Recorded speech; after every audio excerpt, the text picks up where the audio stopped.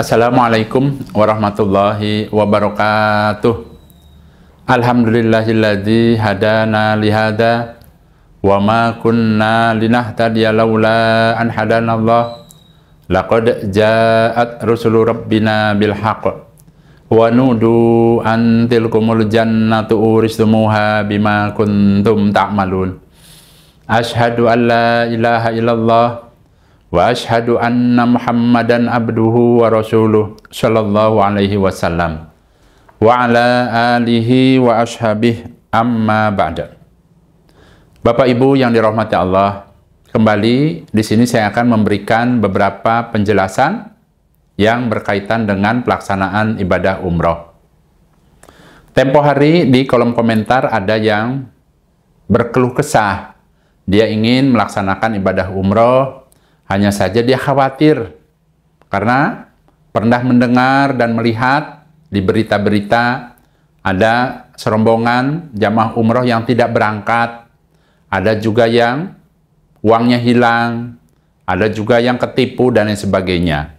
Nah, untuk itu di sini saya akan jelaskan hal apa saja yang perlu dipersiapkan dan bagaimana caranya menghindari agar Bapak Ibu niat baiknya bisa sukses, bukan hanya saja sukses berangkat, tapi jelas bisa sukses berangkat, kemudian ibadah dengan nyaman, dan bisa kembali lagi ke tanah air berkumpul dengan keluarga. Itu ya. Jadi ada beberapa persyaratan ya, sebelum kita melaksanakan pendaftaran umroh. Nah, yang perlu dilakukan Bapak Ibu, silahkan saran saya, ini saran. Kalau yang namanya pendaftaran umrah itu kapan saja. Hanya persyaratan utama itu kan Bapak Ibu harus memiliki paspor. Dan paspor ini insya Allah berlakunya cukup lama, yaitu 5 tahun. Ya, kalau belum dirubah ya. Jadi 5 tahun sekali, kemudian diperpanjang, bisa diperpanjang. Nah, untuk itu silahkan awal-awalnya lebih baik saran dari saya itu bikin paspor terlebih dahulu sebelum Bapak Ibu mendaftar. Itu yang pertama. Nah, dan untuk pembuatan paspor ini Bapak Ibu tidak perlu datang ke imigrasi, tapi silahkan buka aplikasi di HP, diisi semuanya formulirnya dan lain sebagainya. Nanti ada pemberitahuan ya. Misalnya 8 hari lagi silahkan Bapak Ibu ke imigrasi, ke kantor imigrasi untuk bayar dan foto, biasanya seperti itu. Kalau di Jakarta ya, kalau Jakarta seperti itu ya. Kalau zaman dulu kan kita ngantri di imigrasi, kalau sekarang lewat HP saja. Kalau umpama Bapak Ibu sudah sepuh dan tidak paham, panggil anak-anaknya yang pintar-pintar main HP. Insya Allah mereka tahu cara-caranya ya. Itu yang pertama. Kemudian bagaimana cara mengantisipasi agar Bapak Ibu tidak tertipu, kemudian ya tidak terjadi sesuatu yang tidak diinginkan pada saat ada niatan umroh. Ya. Yang pertama yang perlu Bapak Ibu lakukan sebelum mendaftar, ya, silahkan Bapak Ibu pilih biro travel yang amanah, ya. Yang amanah, kemudian juga biro travelnya itu betul-betul memang ya, sudah memiliki track record yang baik. Jadi, biro travel itu betul-betul resmi. Caranya bagaimana? Caranya Bapak Ibu sebutkan namanya, biro travel yang sekiranya Bapak Ibu tuju, kemudian cari di HP itu kan apa, di Google, apakah biro travel tersebut terdaftar di Kementerian Agama apa tidak. Karena diusahakan kita cari biro travel yang legal, yang resmi. Itu yang pertama. Ya, yang resmi, yang legal, yang amanah, dan juga jelas yang profesional, betul-betul memang di bidangnya.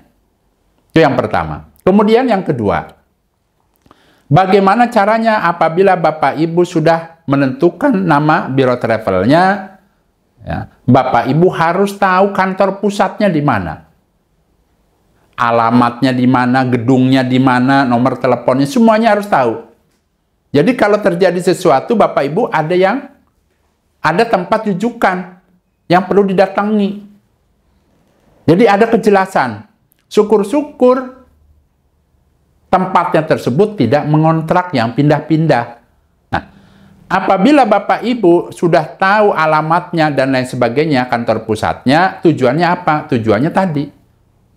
Untuk sebagai pegangan. Kalau terjadi apa-apa. Itu yang kedua. Kemudian yang ketiga.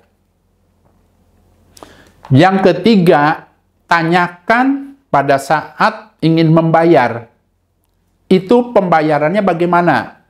Itu biasanya melalui rekening perusahaan, bukan perorangan. Contoh, saya kan sudah punya kenalan sebagai penyelenggara di PT Indocitra Tamas, itu kan sahabat saya. Tetap saja kalau saya mau bayar, umpama saya mau umroh bareng PT ICT, dia akan memberikan nomor perusahaannya. Umpama saya nitip uang ke dia pun dia tidak mau. Karena memang itu larangan dari perusahaannya, nggak boleh nerima uang. Jadi langsung ke PT-nya. Karena PT-nya yang tanggung jawab. Nah kemudian diusahakan Bapak Ibu jangan tergiur dengan harga murah. Silahkan Bapak Ibu perhatikan. Ya, perhatikan biro travel dengan biro travel yang lainnya. Umumnya harganya hampir sama Bapak Ibu. Hampir sama. Karena ada standarnya. Kalau yang resmi itu seperti itu, ada standarnya. Contoh. Ya, contoh tahun 2023 ini, umpama yang 9 hari. Ini umpamanya yang 9 hari itu umumnya 30 juta nih umumnya. Ya, dengan fasilitas yang umum juga. Misalnya bintang 4, bintang 5, dan sebagainya yang 9 hari. Nah, biasanya 30 jutaan. Kok dia tiba-tiba 20 juta? Umpamanya ada apa di situ? Nah, jadi intinya jangan tergiur yang kira-kira harga murah. Ya. Pada saat Bapak Ibu umpamanya membandingkan travel A dengan travel B, kok tiba-tiba selisihnya terlalu banyak? Nah, ini ada pertanyaan, ada apa? Jangan langsung, saya ini yang penting murah. Bukan. Kalau yang namanya ibadah, Bapak Ibu, yang penting sukses berangkat dan bisa pulang, bisa ibadah. Itu yang penting, bukan yang penting murah. Karena apa semahal-mahalnya, asalkan kita mampu, dalilnya Allah akan ganti. Umpama Bapak Ibu habis 35 juta. Nanti Allah ganti Bapak Ibu sesuai dengan dalilnya, ada seperti itu. Biayanya, apanya semua diganti. Itu ya. Ya. Tapi di sini saya tidak ingin menjatuhkan umpama travel yang jual murah, ya tidak. Hanya saja biasanya maksud saya, apabila ada biro travel yang menawarkan selisihnya terlalu banyak. Nah ini jangan buru-buru tergiur dengan harga yang murah, dipelajari dulu. Bahkan kalau saya pribadi, karena mungkin sudah pernah beberapa travel, kalau saya perhatikan itu selisihnya tidak berbeda jauh. Itu pun biasanya dia perbedaan-perbedaan itu beda dengan fasilitasnya. Itu ya, seperti itu. Ya. Kemudian ya, selanjutnya ya, Bapak Ibu harus tahu fasilitas apa yang didapat. Contoh ya, Bapak Ibu nanti umpamakan dapat brosur. Silahkan perhatikan hotel di Mekahnya bintang berapa, di Madinahnya bintang berapa. Itu juga pengaruh Bapak Ibu. Pengaruh. Mungkin kalau nama hotel bisa berubah. Ya, umpama tadinya hotel A di Mekah, tapi bintangnya kalau bintangnya 4 ya 4. Mungkin hotelnya bisa saja pindah karena umpama ada sesuatu hal, tapi tetap bintangnya bintang 4. Kalau memang yang ditawarkan bintang 4. Ya. Jadi perhatikan tempat tinggal kita di sana. Ya, hotelnya bintang berapa. Kemudian ya, perhatikan ya, pesawatnya. Apakah perjalanan Bapak Ibu nanti pindah-pindah? Kalau bahasa kerennya transit. Misalnya dari Jakarta ke Malaysia dulu, nunggu berapa lama, naik lagi. Ibarat kita naik angkot dari sini mau ke Bandung. Kalau yang langsung, beda dong dengan yang dari sini naik kemana, pindah lagi, ya beda harganya. Nah itu pun berpengaruh Bapak Ibu. Kemudian perhatikan juga jenis maskapai penerbangannya. Kalau yang Abah sarankan, silahkan Bapak Ibu cari biro travel yang memakai maskapai Saudi Airlines. Itu memiliki keutamaan diantaranya, ya, umpama Bapak Ibu ya, bawa 2 koper pulang pergi itu bisa, asalkan kapasitasnya itu tidak melebihi 1 kopernya 23 kilo. Berarti kalau di total itu 2 koper itu sekitar 45 kiloan. Kalau di maskapai yang lain itu hanya 1 koper, beratnya itu 32 maksimal. Ya. Ini kalau boleh memilih, ya, saya menyarankan tadi apa? Saudi Airlines. Dan saya merasakan itu lebih nyaman, lebih lega depannya, enak duduknya, ya. Tidak terlalu dekat yang tempat duduk depannya itu. Ya, intinya yang saya pernah merasakan, ya, Saudi Airlines, kemudian apalah yang lain-lainnya, ya. Saya kalau untuk diri saya itu milihnya apa tadi? Saudi Airlines. Selanjutnya, pada saat Bapak Ibu berada di kota suci Mekah dan Madinah, apakah biro travelnya itu memberikan, ya, fasilitas ada city tour-nya? Terkadang ada Bapak Ibu orang hayo murah-murah, nyampe sono tidak ada acara. Ya. Kemudian dia menawarkan apabila Bapak Ibu ingin jalan-jalan di sana, ada biaya lagi Pak Bu. Tahu begitu mah udah langsung saja kan? Kita pilih dari awal, sudah ada kejelasan. Ya. Nah, ini diantaranya saya mengingatkan, perhatikan di brosurnya apakah ada acara city tour apa tidak. Kemudian ya city tournya kemana umpamanya, ya. Insya Allah sih biasanya kan ke tempat-tempat yang bersejarah, ya, ke kebun kurma, ke umpama peternakan onta, ke Arafah, kemana umpamanya, ya, itu kan merupakan fasilitas, ya, butuh biaya, berarti kan harganya juga sudah beda. Selanjutnya, ya, apakah, ya, ada yang membimbingnya, ya, mutawifnya, jadi jelas. Ada yang membimbing kita, yang menunjukkan tempat-tempatnya dan sebagainya. Kemudian juga ada tour leadernya.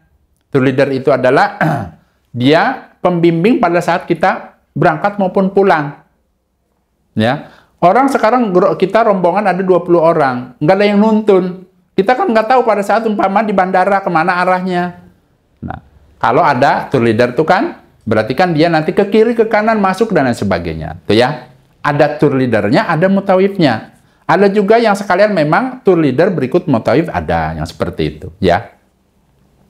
Kemudian, ya, yang sudah biasanya juga akan mendapatkan air zam-zam pada saat kepulangan nanti di bandaranya itu, sampai di tanah air itu akan diberikan 5 liter air zam-zam. Itu sudah umum. Kemudian, visa umroh tidak perlu biaya lagi.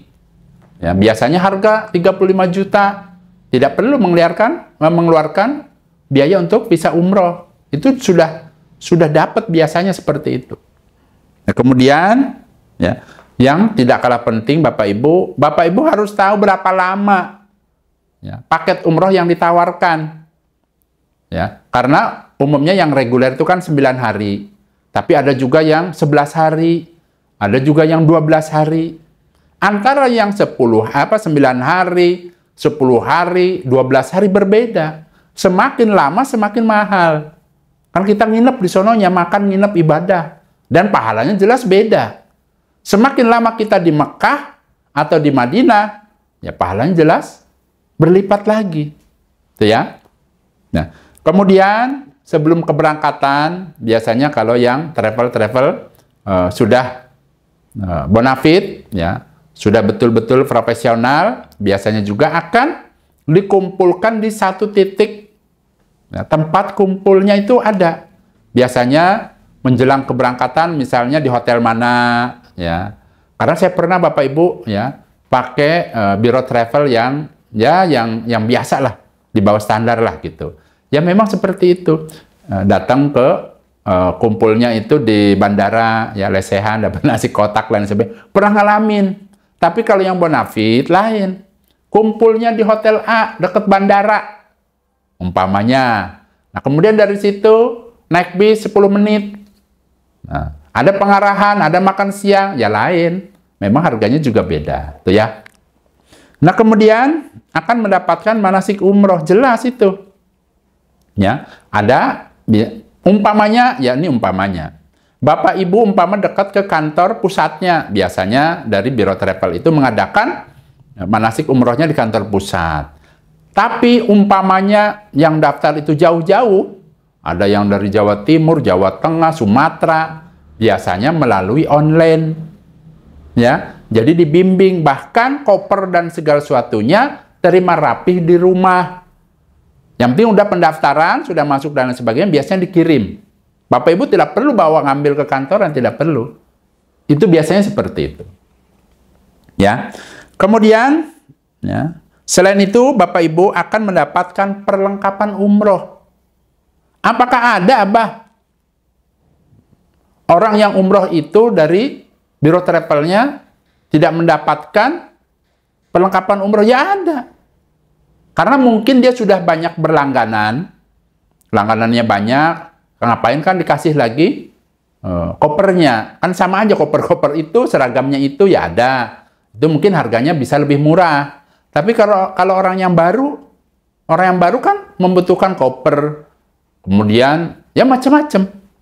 Nah, umumnya kalau Biro Travel yang sudah profesional itu biasanya akan memberikan itu, ya, perlengkapan umrohnya. Contoh, akan diberikan kain batik, dibuat untuk seragam, kemudian akan mendapatkan kain ihram, kemudian akan mendapatkan koper untuk di bagasi, kemudian akan mendapatkan, ya, tas tank-tank untuk di kabin, kemudian ada tas lempangnya buat paspor, itu dikasih. Ya, kemudian dapat buku doa. Kalau perempuannya biasa mendapatkan kudungan yang seragam. Bahkan terkadang dikasih yang seperti ini, namanya pasal, supaya mungkin untuk mempermudah rombongannya, warnanya apa, umpama biru, kuning, oranye, umpama seperti itu. Nah, ini semua didapat apabila Bapak Ibu umpamanya sudah DP biasanya, ya. Umpama biaya 35 juta.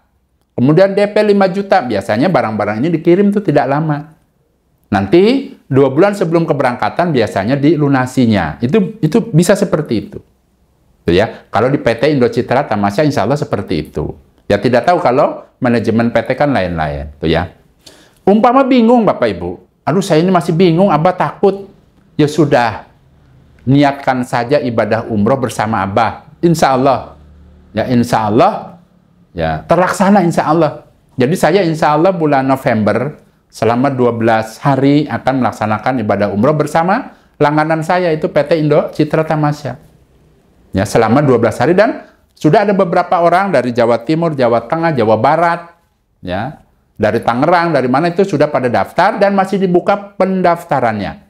Bisa di DP terlebih dahulu, ya, umpama DP-nya 5 juta, kemudian 2 bulan sebelum keberangkatan dilunasi. Ya. Harganya berapa, Abah? Harganya 35 sekian insya Allah.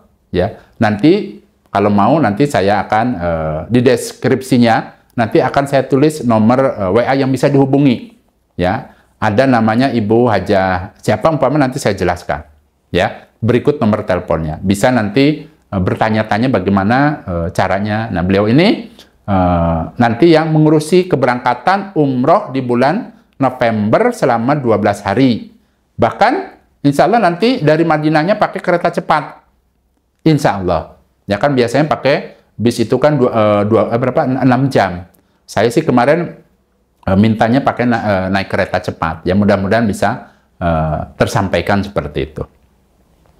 Nah, kemudian Bapak Ibu, ya, selain itu juga, ya, Bapak Ibu diusahakan mencari orang yang pernah umroh bersama PT tersebut. Tanyakan dapatnya apa, berapa biayanya, bagaimana, ya, fasilitasnya, bagaimana di sana, semuanya tanyakan. Ya, cari sebanyak-banyaknya testimoni yang baik.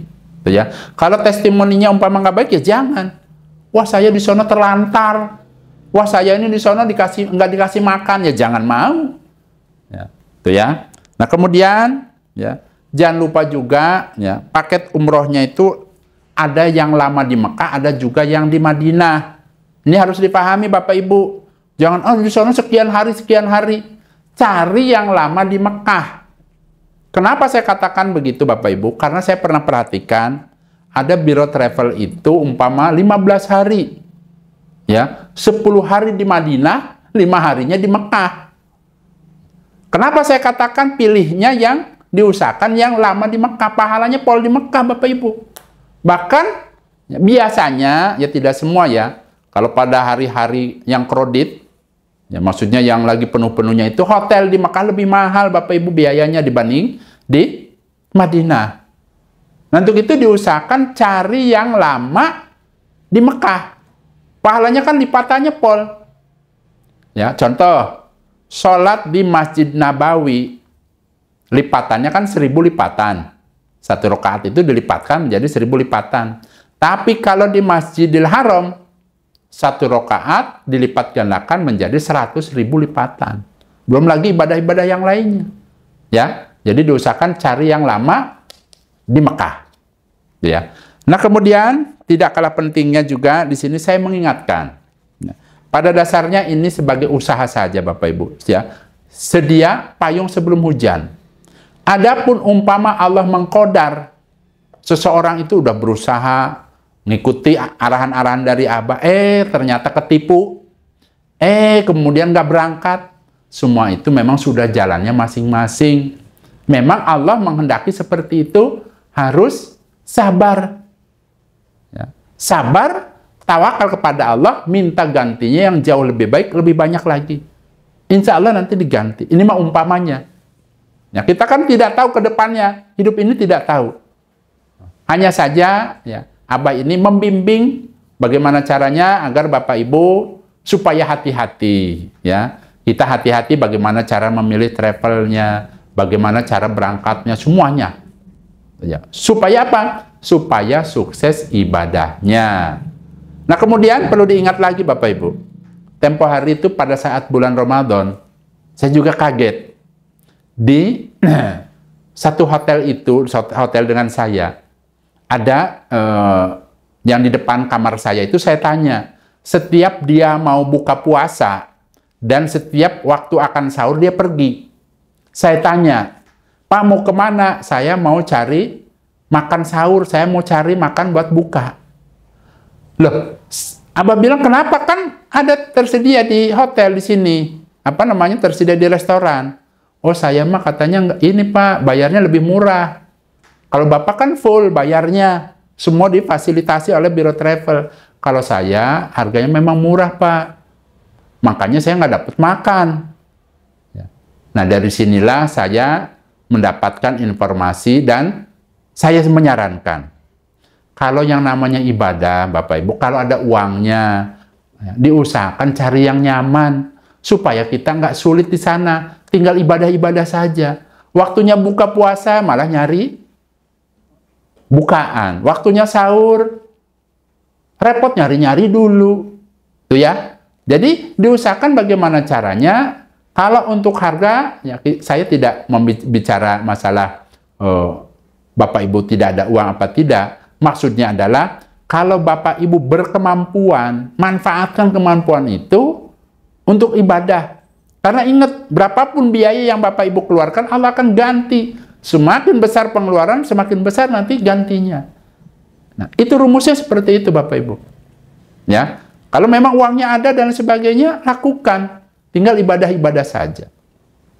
Nah, itu sedikit pengalaman Abah. Mudah-mudahan dengan adanya informasi seperti ini, Bapak Ibu bisa hati-hati dan bisa menentukan biro travel mana yang sekiranya amanah dan juga profesional.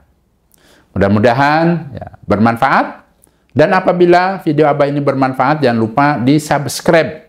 Tulisannya subscribe, silahkan diklik. Ya, supaya apa? Supaya bermanfaat semua orang. Ya, untuk semua orang. Karena insya Allah masih ada saja orang yang ingin umroh. Bahkan umroh pertama kali masih bingung.